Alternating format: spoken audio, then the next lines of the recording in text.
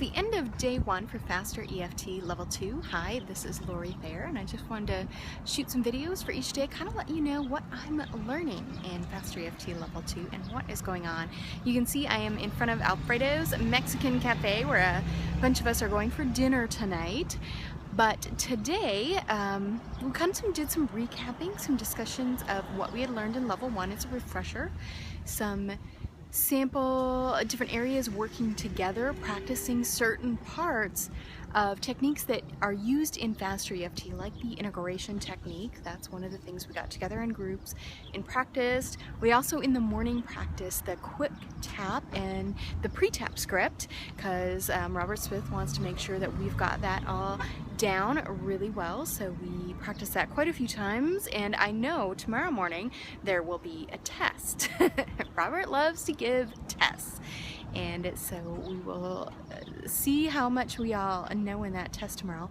We also went over some different methods for the end of the session, as the integration part, and in making sure that you have a good outcome at the end of the session and have, happy expressions, smiling faces, and the memories, making sure the memory ends up good is just something you can enjoy and hold well. And it can be surprising that you can make that change to a memory, but it is possible with FasterEFT.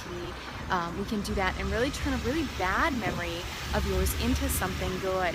Now, we started learning some additional new techniques, not too much new yet at this point, but a little bit of taste of that.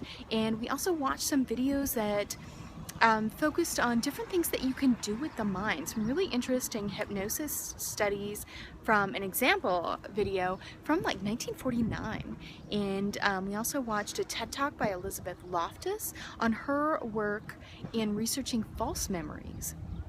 And also a 2020, well, I believe it was 2020, a news video from the 1980s when there was a lot of false accusations. Well, I shouldn't say false. They were questioning if they were false in it, of some different child abuse. And then they talked about how in the investigation with the kids there were a lot of leading questions and some examples of how these leading questions with kids, they did studies and they showed certain ones, just in a silly question, that asking the kids the same question, over weeks, by about 4 weeks or 6 weeks, the kids often had started to create a whole memory around this event that had never happened. So that called into doubt some of these convictions that had happened just on child testimony for 4 or 5-year-olds.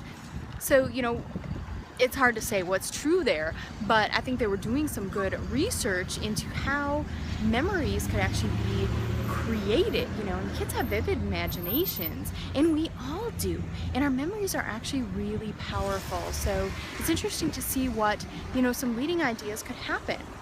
And one of the FasterEFT Level 4 practitioners, Debbie Aiken, actually shared a story with us how she has remembered for 25 years her son bringing this mouse into the house and chasing her around the house with the mouse, right? And she has this fear of mice. Well, she had talked to her son about it one day, and he's like, yeah, Mom, that never happened. She's like, whatever, I don't believe you. So she talked to both of her other kids separately, and they're like, yeah, that didn't happen. He didn't even make it in the house. So then she realized that this memory she had created herself. Her son had never made it in the house with the mouse. So it was a false memory. Some of my friends are arriving to have dinner, so if you heard them, they're making some comments. But, you might start questioning, do I have a memory from my childhood that wasn't really the case? Because you may remember something and your parents don't. So is it real or is it not? What do our memories mean?